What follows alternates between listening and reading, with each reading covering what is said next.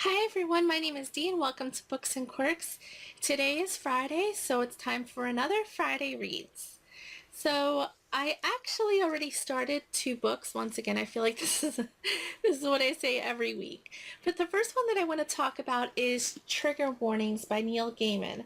Obviously, this is a library book, but I actually picked up this book because I saw Stacy talking about it over at Stacy Stories.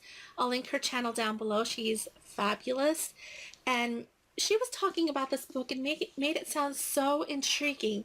This is a book of short stories and poetry from Neil Gaiman. And sorry about the glare, guys. There we go. And it's a collection, like I said, a collection of short stories and poetry, but all, with a creepy kind of theme or a creepy kind of setting. I already read the first short story in here. The short stories, they're really between 10 and 20 pages, and the poems obviously are very short.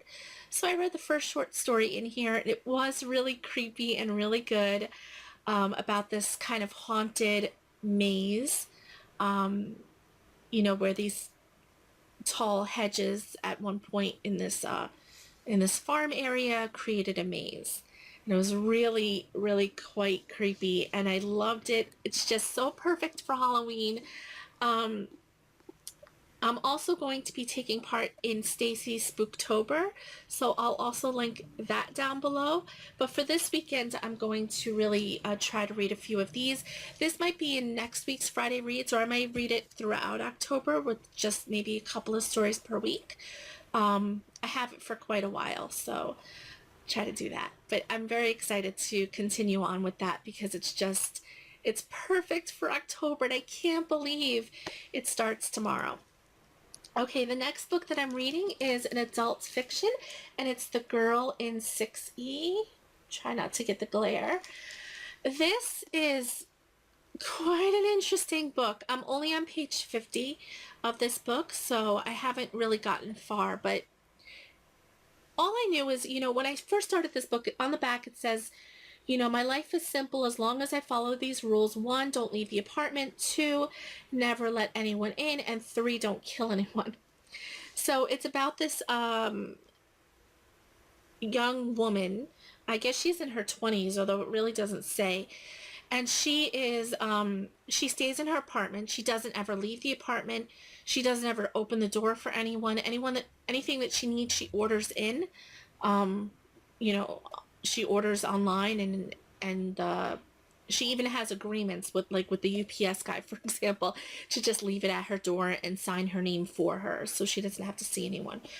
Um, and she is very well off, even though she lives in a tiny apartment, because she spends her life catering to the sexual fantasies of others.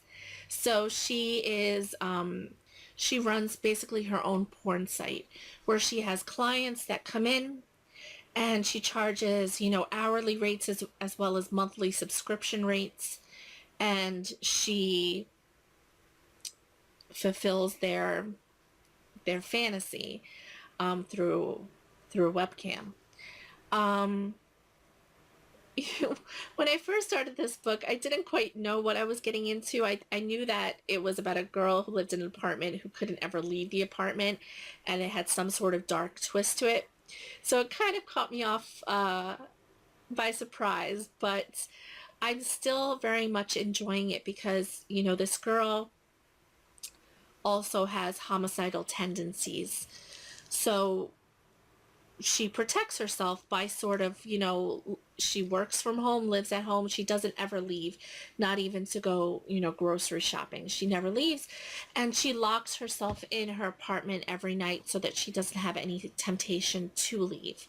So that's really all I can say, again, without spoiling it. But I'm only 50 pages in, so I really don't know how it's going to go from here. But I am very excited because despite the weirdness of the book, it is a page turner because you want to find out what happens. You want to find out what is going on with this girl.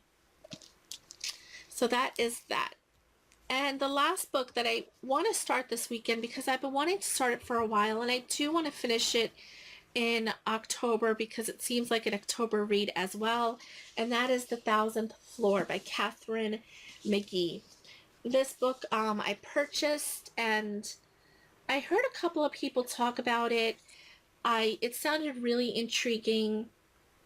It says, New York City as you've never seen it before, 1,000-story tower stretching into the sky, a glittering vision of the future where anything is possible if you want it enough. So it takes place in the future in the year 2118, and it follows a group of characters as they live in this 1,000-floor tower. And I don't know, it seems to have a dark twist. Look at these end pages. They're gorgeous. Um, but yeah, I've heard rave reviews about this, and it's quite a chunky book as well. It's a little under 500 pages. So I really want to get started with this also, and hope to finish it this week so that I can get into the Spooktober books, which I will, and I'll film a TBR for that soon. Maybe probably tomorrow. But that is all I have for you for this Friday Reads. I hope you enjoyed. Please like, comment, and subscribe, and I will see you all later. Bye.